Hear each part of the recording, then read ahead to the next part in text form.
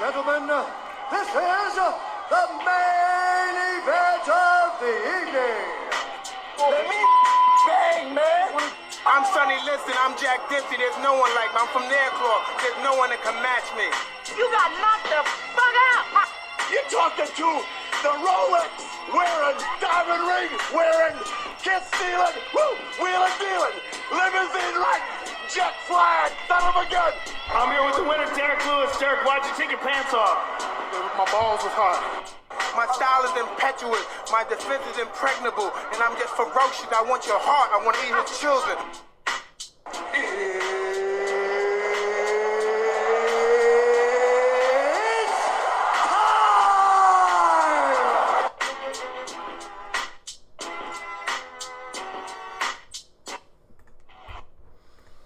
What's up, y'all? Welcome to the No Bros All Manos podcast. I'm your host, Ryan Phoebus, coming back at you for episode 2 of the podcast. Welcome to tuning. Thank you for tuning in. Let's kick today's show off. We're going to talk about the UFC that happened over the weekend, DERN versus YAN. Now, this card, I would say overall, well, first off, let's just talk about how Dana White blatantly, or it seemingly, lied about Mark Zuckerberg not buying out the Apex for the event. So I think it was Thursday or Friday, Dana answered a question, and basically that somebody said that the event would be closed off to the press, no fans, and Dana's response was that nobody bought out the Apex after Mackenzie Dern said that Mark Zuckerberg had bought it out, and he replied, no, Mark did not buy it out. Come fight day. Cage side is sitting right next to El Jefe Dana White himself is the great Mark Zuckerberg and his wife, the great billionaire, I guess you could say. But it's just kind of ironic that Dana blatantly lied about this, and we all were able to see it. No fans, no anybody else, and it was just Mark and Dana pretty much sitting by the thing, besides the commission, of course, and the judges and everything like that. But no media, no fans. Guess the real question is, what is the purpose of him doing this? If it is for a future business venture for the UFC or for Meta or for Facebook or one of these companies, I can kind of understand it. But if it's for just a tech billionaire to just rent out the event, it's a little dicey, a little sketchy. Taking the billionaire and sitting him ringside and no peasants around and just watching the dogs fight it out in the cage. It's a little sketchy. Anyways, let's get back to the card. It was a decent card, not a bad card here coming out of the Apex. DERN versus YAN. For the first fight, we'll get into Mackenzie Dern versus YAN. I scored the fight for YAN. She looked good. Her defense was, I would say, stellar considering the skill level of BJJ that Mackenzie Dern has. So for YAN to be able to defend the submissions, defend the takedowns, as well as implement the strikes in her favor, I thought that she was the winner. As for Dern, she needs to take some time and learn some wrestling and mix in some striking better. It's clear to me that her Brazilian Jiu-Jitsu is elite level. But it seemed to me that the wrestling was not there, the striking was not there, the ability to go for submissions that wouldn't leave her overly exposed seemed to also be her downfall in this. She was going for submissions that are very, very high reward, but very, very high risk. So it just seemed like she wasn't using the Brazilian Jiu-Jitsu to transition to easier submittable positions or to positions that she could then land ground and pound from or these sorts of things. It kind of just seems she left herself a step behind with the Brazilian Jiu-Jitsu that she was trying to implement. Now, where do either of the fighters go from here? I think YAN, I would say, if we're looking at this, YAN could maybe match up with Jessica Andrade, maybe. Or maybe if they really wanted to push it, they put her in a fight against Rose Namajunas. So either one of those fights I would like maybe. Maybe if I would prefer the Andrade fight, just so that we were not pushing her back through those ranks as quickly, considering that her most recent defeat was to Marina Rodriguez, and yeah, she got kind of pieced up in that one. So let's see if we can slowly progress her back up through those ranks and maybe not give her Thug Rose straight off of this win. Let's maybe give her Jessica Andrade. Now, as far as Mackenzie Dern, what does she go from here? Like I said, I think maybe she needs to take some time away from her normal camp and then work it with maybe an AKA or an ATT and really get some more of that wrestling striking background that I think that she's missing from her game that I think would elevate her to the next level. As far as opponents, I was looking at maybe either an Amanda Ribas or an Amanda Llanos from Brazil. The Brazilian, I mispronounced her name there probably, but Amanda Ribas or her or Llanos. I think that would be a great fight either way. But let's give it some time, let her develop her skills, and let's revisit this maybe in a couple months and go from there. Next fight on the card that we're going to take a look at, Randy Brown versus Francisco Trinaldo. This was a good fight. I scored it 2-1 for Brown. I thought Rude Boy Randy Brown's skills have only been improving, and it's quite awesome to see his career progress the way it has. Man, his teep was looking great. He was mixing up the strikes. He had great combos going body head. His takedown defense was there. The fence grab, point deduction worthy, no. But it should be a stiff warning if any further ones after that. Point deduction, 100% agree. The reason I say no point deduction is that Francisco Trinaldo progressed from that position and was able to actually eventually take him down from there. Now, would the position be different so much that it would leave Francisco Trinaldo completely in a better position when the fence grab occurred? I don't know. It's hard to say. Your mileage may vary on what actually should have happened. I don't think a point should have been taken. But anyways, continuing on with the fight, I thought Trinaldo, for 40-some years old, looked pretty darn good. Combos were coming off clean. Yeah, for 40, man. I mean, it's crazy that he's 40-plus years old and still looks this good. Yeah, well, I would like to see where he goes on from there. It was relatively close. I saw people online saying that Trinaldo won the fight. I didn't see it, considering that the knockdown happened in the first round. That kind of makes it, in my opinion, almost like a 10-8.5 if we were to do half points. It's not a full 10-8, but I thought that he clearly won that round. And then the second round I also scored for Randy Brown. The third round, I think Trinaldo was turning it on, but I just think that it was too far ahead. If we look at fight metric, I think Randy Brown won every single round as far as significant strikes landed and thrown on every round. They tied in the third round. So, in my opinion, I would also give it to Randy Brown. But if we really want to be in-depth about this, I think we could take a look at Verdict here. How did Verdict score this card?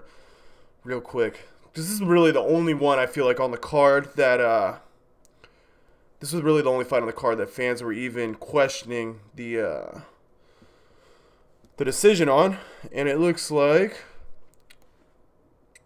oh wow, yeah, the world scored at 29-28 for Randy Brown. Yeah, that seems about right for me as well. Now, let's see. Next fight on the card, we're going to talk about Trevin Jones and Honey Barcelos. I may have butchered that name again. I'm going to have to work on my Brazilian. I've been practicing the Asian names since I'm Fallen War 1, but I've got to work on my Brazilian again. But in any effect, this fight was not close. Barcelos dominant in fashion, 30-27 on 2 scorecards, and then one 30-25, which I didn't see it in that sense, but this was one-way traffic. Takedown secured, landing ground and pound. Trevin Jones had no answer once he was taken down. Pretty clean sweep win for Barcelos. Let's move along when we're talking one-way traffic to the next fight. We got Sadiq Youssef versus Don Shannis. And, yeah, one-way traffic all again. First-round submission for Sadiq Youssef. This kid is looking really good, and I'm excited to see him break into the top 10 and get some top tier opponents here at featherweight.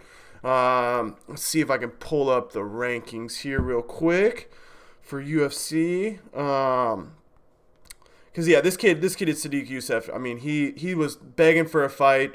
This fight came on kind of late notice replacement, and so yeah, I think it's just time. I think it's just time for him to get one of those better opponents. So he's ranked 12 right now. He's probably gonna stay put considering his opponent.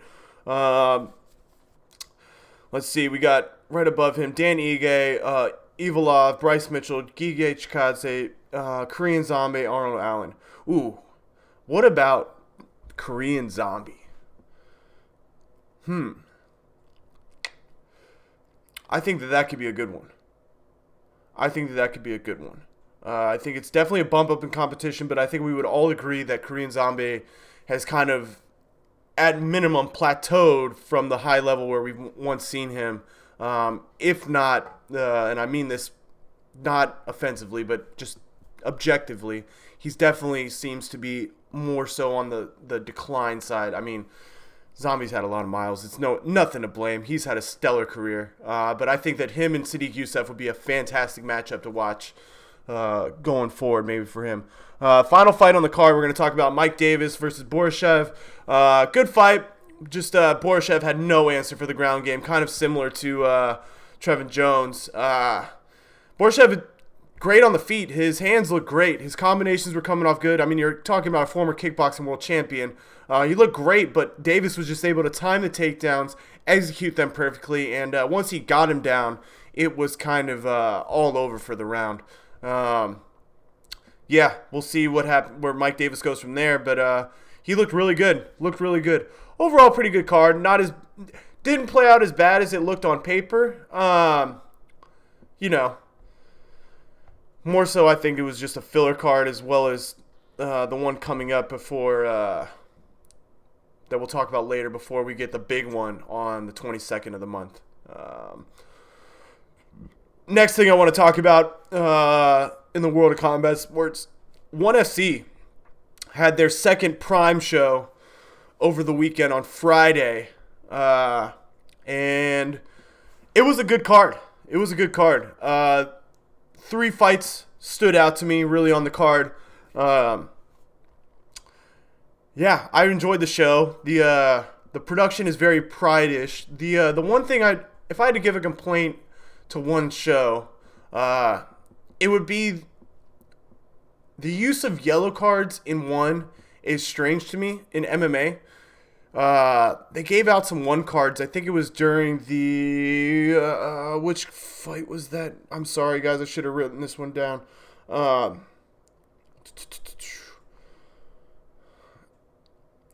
Yeah.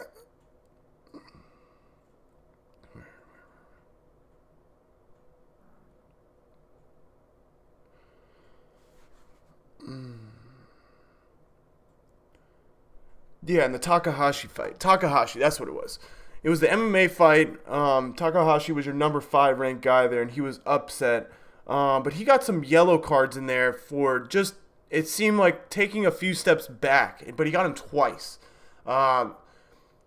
The yellow cards seem good to me on paper, but if you're going to implement them that quickly, when it was an exciting fight. It wasn't a boring fight, but I think that the ref was a little overexcited trying to throw out yellow cards. And then considering that, I thought I heard on the broadcast them say they lose 10% of their purse for a yellow card, which, okay, be interesting to know how much their purse was pre-yellow card, or how they're doing fights. We never really know. With one, they never release any of the financial stuff.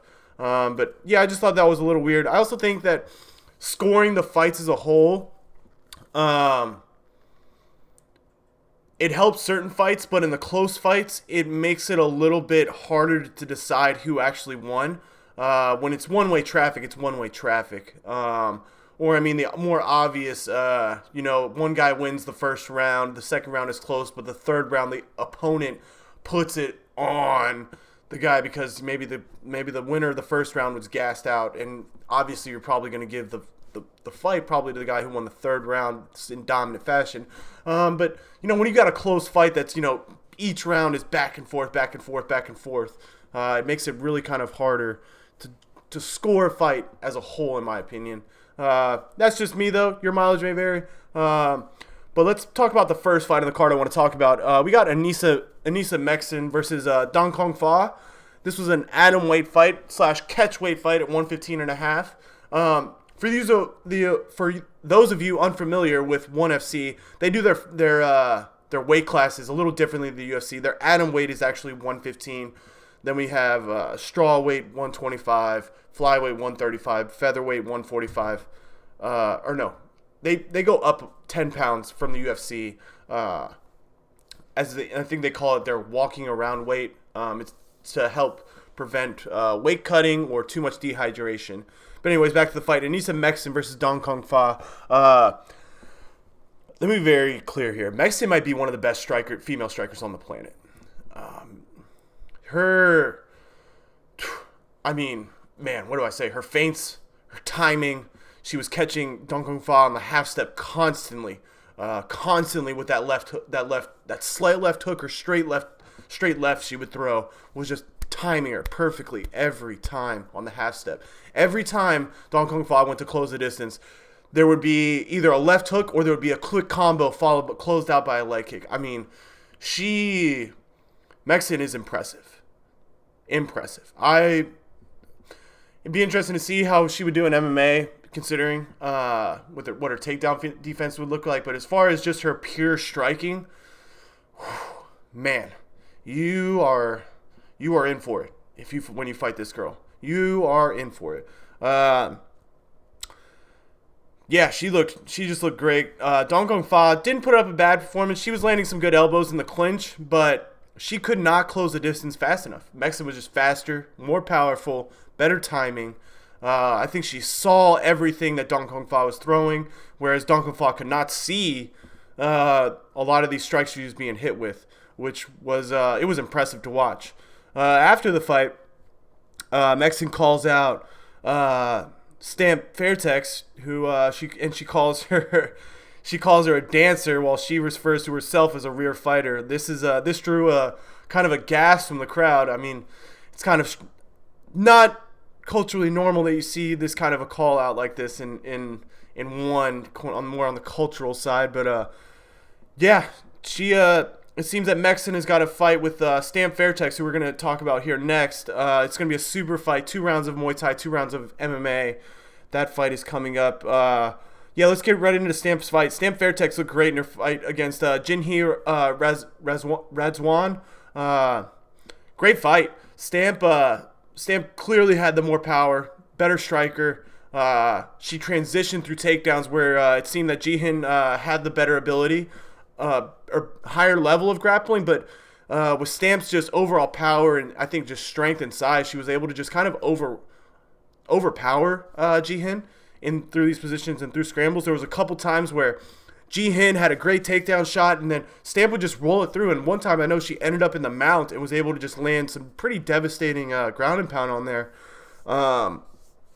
Yeah, great fight though. Stamp looked really good. She was countering the strikes of Jihin. I'm excited to see the super fight that they've got coming up. It'll be January 13th on 1 Prime 6. Again, a super fight. Stamp Fairtex versus Anissa Meksen. That fight should be really exciting. 2 of the best in the world, I think, for sure, at least as far as Muay Thai and MMA. Stamp Fairtex. Next fight I want to talk about, and this was, in my opinion, the best fight on the card. Let's get right into it. We got Tawanchai versus Petch Morakat. This was for the featherweight Muay Thai World Championship. I scored the fight for Tawanchai. I gave him 3 rounds, maybe even 4. Petch Morakat looked really good, though. Don't get me wrong. This is one of your perennial champions. Tawanchai just seemed to be the younger, faster, stronger fighter. The teep kick was maybe the best teep kick I've ever seen. Haggerty's is up there, but Tawanchai, I mean, it was interesting to see the difference in how they utilize their teep kicks between Tawanchai and Petch Morakat.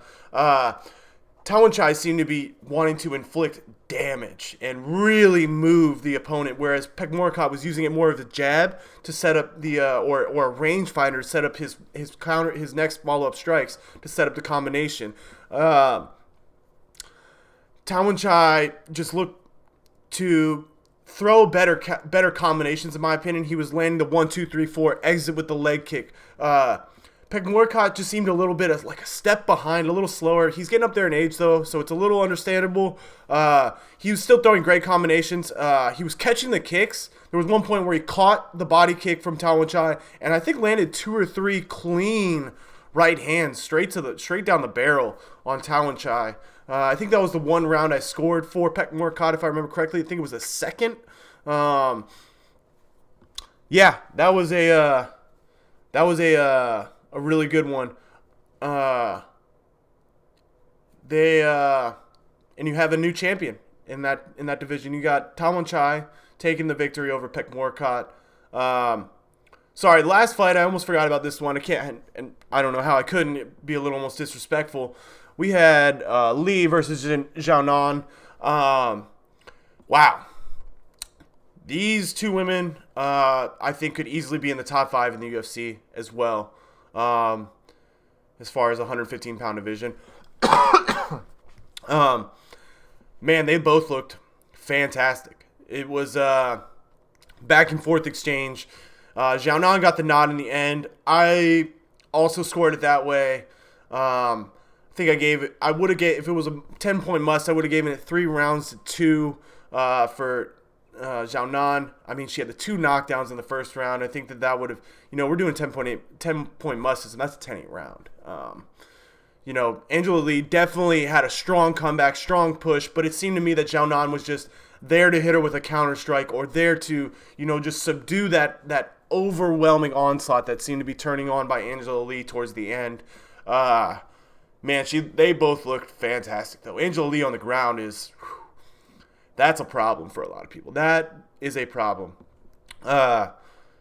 Very interesting to see where they go from here. I would not even hate to see a 4th or 5th fight out of these two ladies. I think that ONE FC could easily do it.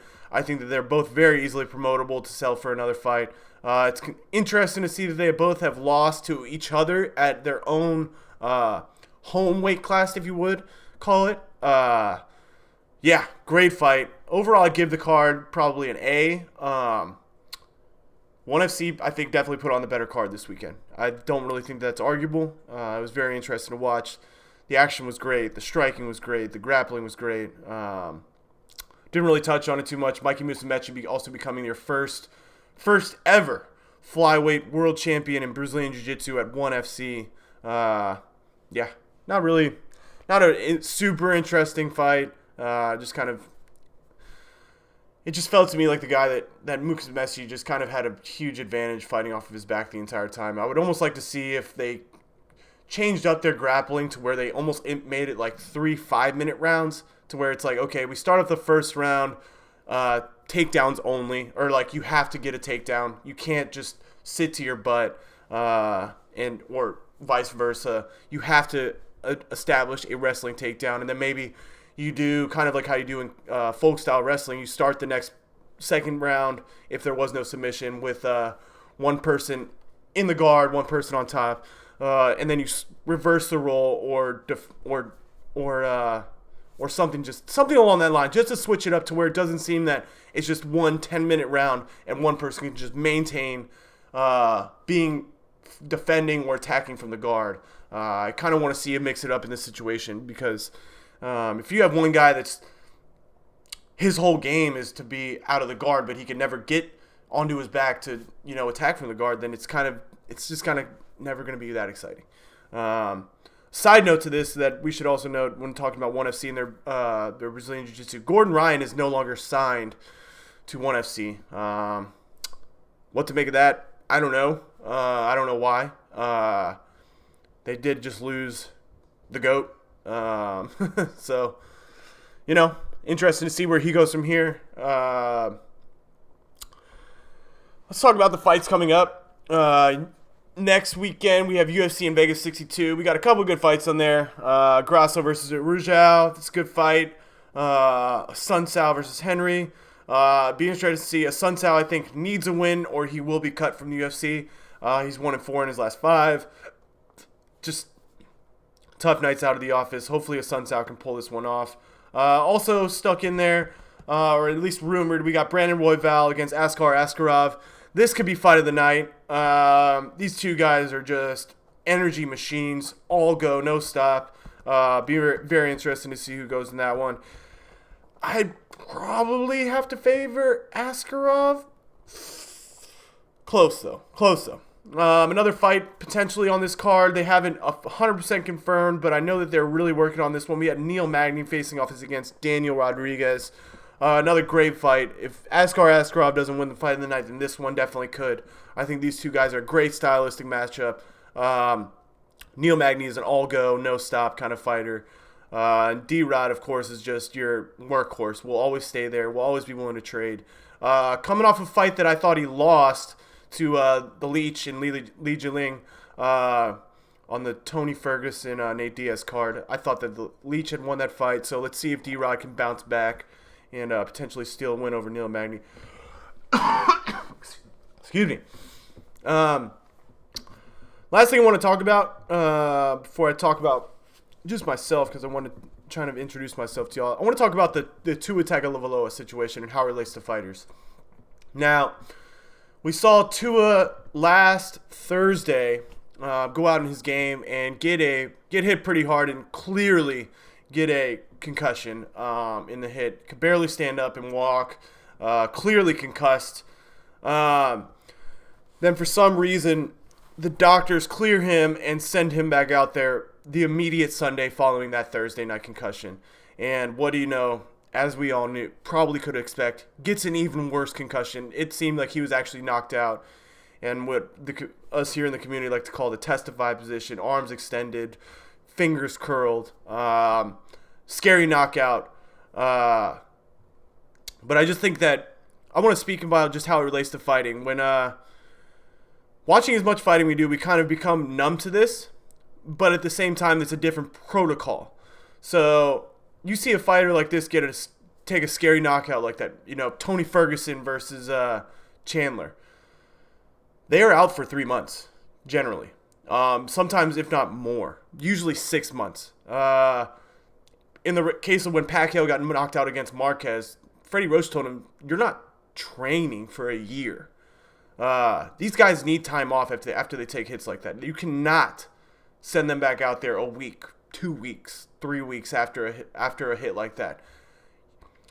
Tua Tagovailoa could have died. I just want to be very clear about that. He could have died. You have to understand what the difference between football and everything like that. I mean, you are literally taking the heavyweights of fighting, putting a pad on their head and then telling them to go hit each other and telling them try not to use that as a weapon. Folks, you can kill somebody setting them out there 4 days after a concussion like that. You can kill somebody.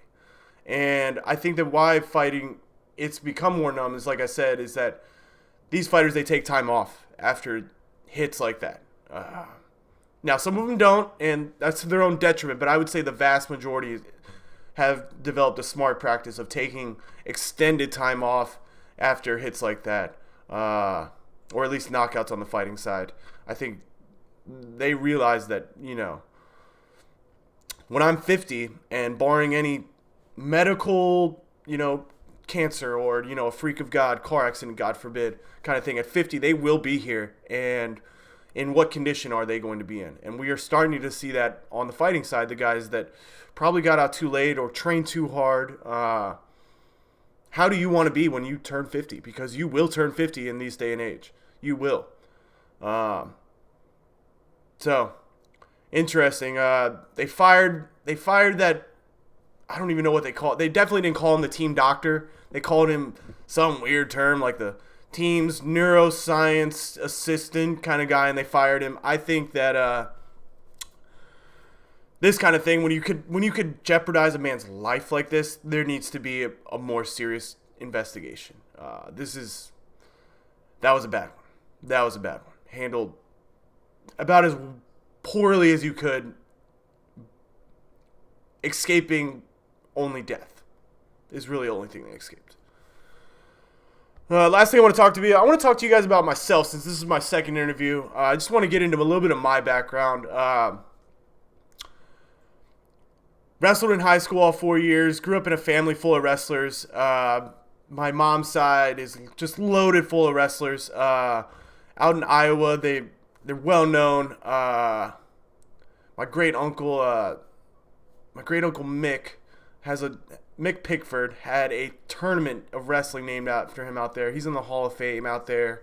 I've got state champions on my mom's side. They're cousins of my mom, so they were all state champions, which introduced me to wrestling as a young age, and therefore I started practicing Taekwondo then growing up as a kid. I did that for 6-7 years. I did wrestling all throughout high school, and really started following mixed martial arts. I think the first fight I ever saw would have been Jose Aldo versus Uriah Faber, which shout out to the GOAT, or one of the GOATs, Jose Aldo, who just retired. After I saw that, I was like, man, this is a sport I'm going to continue to follow for a long time. And we are now here. It's just been amazing to watch the progression of the sport. It's awesome. And I'm so excited to see where it goes. I'm excited to keep doing this podcast. Leave me comments in the comment section below as far as if you want to see any certain segments or certain things you want me to talk about. Episode 2, signing out. Thanks, guys.